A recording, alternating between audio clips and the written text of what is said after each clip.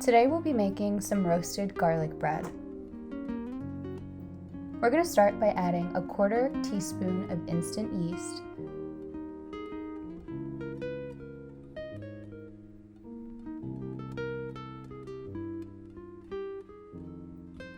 with a 1/4 teaspoon of sugar.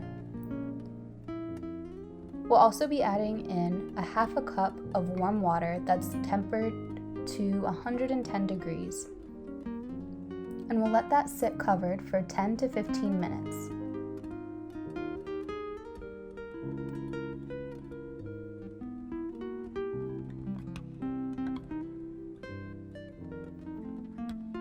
After the yeast has proofed, we're going to add it to a large bowl along with the rest of the warm water.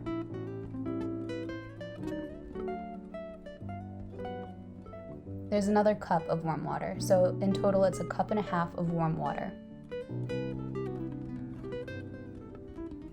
We'll give it a light stir. You can use your fingers, it's totally fine.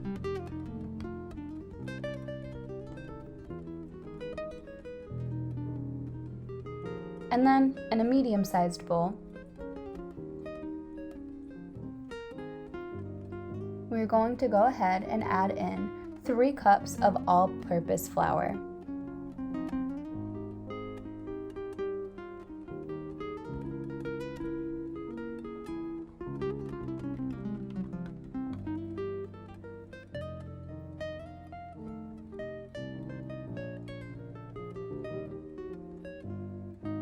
To the flour, we're going to go ahead and add in 1 teaspoon of kosher salt. I'm using a 1/4 teaspoon, that's why I'm adding 4 different teaspoons.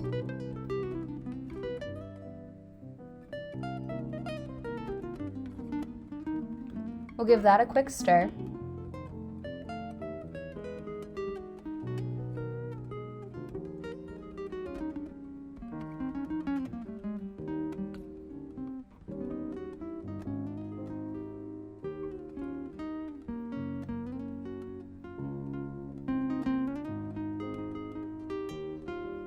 And then we'll add our flour mixture to our yeast mixture. We'll stir it with a wooden spoon until it forms a cohesive dough. It will still be sticky, but that's totally fine.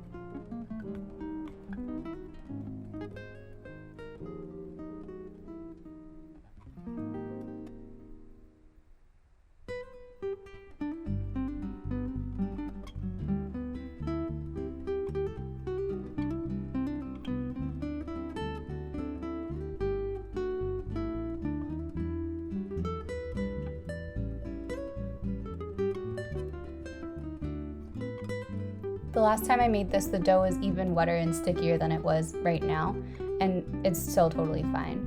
Then we're going to take a whole head of roasted garlic. We roasted it earlier for 50 to 60 minutes in a 375-degree oven with a 1/4 cup of olive oil drizzled on top. The garlic is really soft and you can easily smash it between your fingers. We'll add the entire head of garlic to our dough.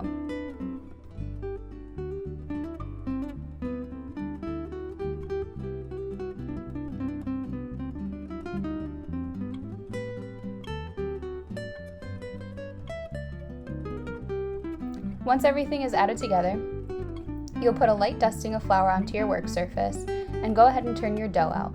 Knead it for about 5 minutes until everything comes together and the garlic is incorporated. Again, it will be wet and sticky, but that's expected, normal, and fine.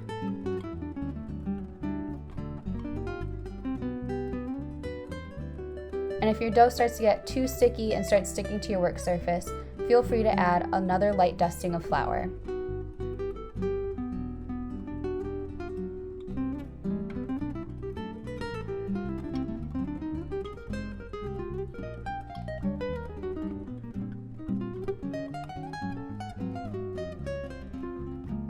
After you've kneaded it for about 5 minutes, you're going to drizzle some olive oil into a medium-sized bowl. You could use your leftover olive oil from roasting your garlic, but I accidentally threw mine out earlier in the day. Go ahead and spread the olive oil around the bowl so that the dough won't stick. And then we can go ahead and put our dough in there to get ready to rise.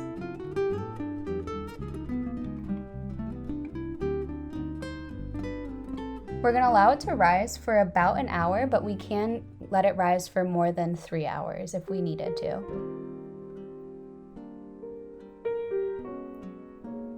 After an hour, we'll uncover it and go ahead and score the dough. I honestly don't think that this step is necessary because it didn't come out like looking like it was scored after I baked it. But feel free to do whatever you're comfortable with. We'll cover it back up for another 15 minutes. And we'll prepare our Dutch oven to bake. We're going to line our Dutch oven with some parchment paper. I put in 2 sheets to make sure that the sides were completely covered and that no dough would stick to it in the cooking process.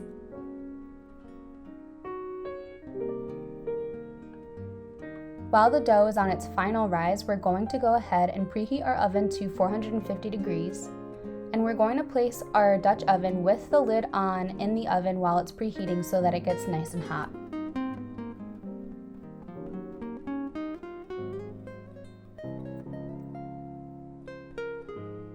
Once your oven is preheated, you're going to go ahead and add your dough to the Dutch oven. Bake it at 450 degrees for 15 minutes with the lid on, and then take the lid off and bake it for another 15 to 20 minutes until the top is golden brown.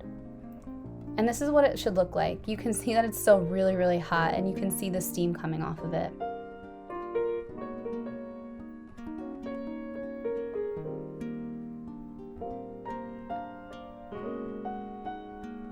I decided that with this bread, I was going to make a pesto chicken mozzarella sandwich. So we're going to toast the bread,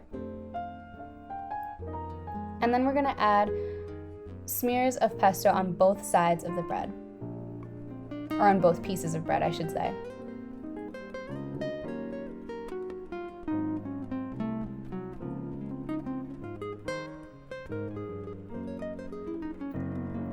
I also cubed chicken and cooked it in a skillet, and then when it was finished cooking, I placed mozzarella slices on top and covered it with a lid so that it could melt.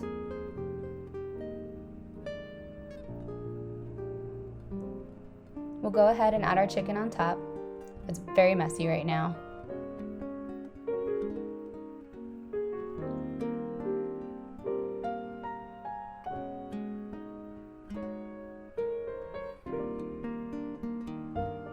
Squish it down because it's a tall sandwich. You can clean your plate up, and then I served it with a side of fall harvest salad with a warm maple balsamic vinaigrette.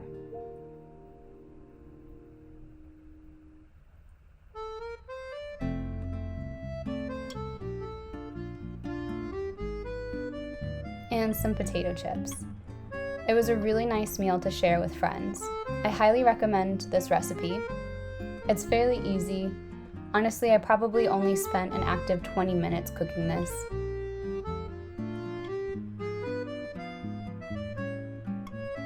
And it's very filling. I highly recommend the recipe. If you try it, I hope you enjoy it as much as I did and as much as my friends did.